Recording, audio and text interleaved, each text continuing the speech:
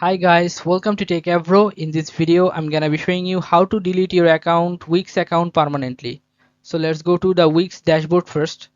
Now you have to click on this three dot and choose Move to Trash. Click on Move to Trash. Again, click on Move to Trash.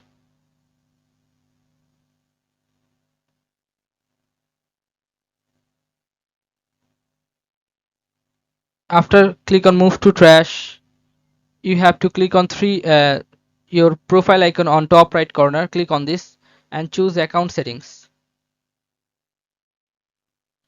Now scroll down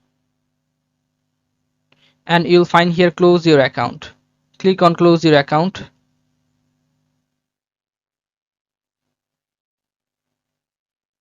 Now you have to select a reason why you want to close your account. Now you have to write the feedback here why you want to close your account. Describe this.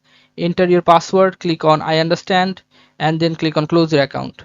It will ask you for the final confirmation. If you click on close my account, your account will be closed. Okay guys, so this is how you can delete a WIX account permanently. So guys, if you find this video helpful, then please give a thumbs up and don't forget to subscribe the channel. Thank you so much for watching the video.